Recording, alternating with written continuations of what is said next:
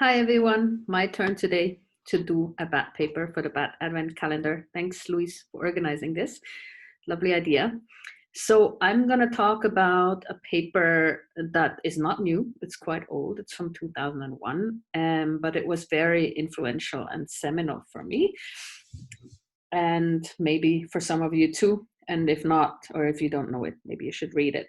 It's Echolocation by Insect-Eating Bats by Hans-Ulrich Schnitzler and Elizabeth Kalko from 2001. And it, for me, was such an influential paper because it put many puzzle pieces together in my head that have created a whole that somehow has been part of my science ever since.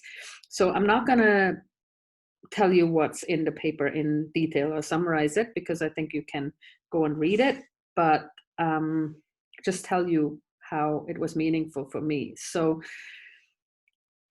for me, this was the first paper that kind of put together so many different aspects of a bat's life in a way that was very easy and intuitive for me to understand. That is, it explained echolocation, which I'm not an expert on, wasn't, and probably never will be, how different call structures are linked to a bat's environment that it uses, to its ecology, to its prey potentially, but also to its sensory limitations, like how far away a bat from a target can be from a target in order to still be able to detect and or distinguish prey from the background. And so what they did in this paper is to propose for what they at the time called foraging guilds. Now there are several different names, but it's a categorization of bats into those that use open space, those that forage aerially but with different amounts of background clutter, and those that forage really in the understory.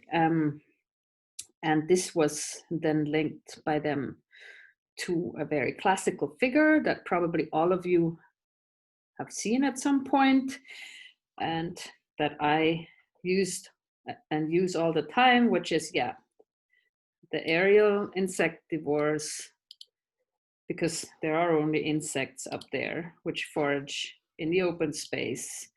Then what they later called the edge and gap foraging species, or background clutter species that forage along edges. Then bats that forage in and very close to vegetation, the so-called gleaners. Those include also the ones that pick up stuff from the ground. And then sometimes they make a special category of the water surface foraging bats. And tied to that are the echolocation call structure, the accuracy, the sound levels, and so on. For me, that was really like the yeah, a pivotal moment to put all of this together. Like, what is the meaning of being a frugivore, for example? What does it mean for your echolocation? What does it mean for your wing morphology? What does it mean for maybe using other senses because background clutter is so high, and you know, it might be better off using smell, or if you're a gleaner picking up stuff from the ground, maybe it's better to use passive hearing. But yeah, getting back to wing morphology, which is so important in my research, what are the limitations, but also the possibilities that a certain wing shape opens up for you? So yeah, for me, seminal and crucial paper. And I also wanted to choose a paper by Eli Kalko as a kind of homage, because it's the Christmas period and she has passed away.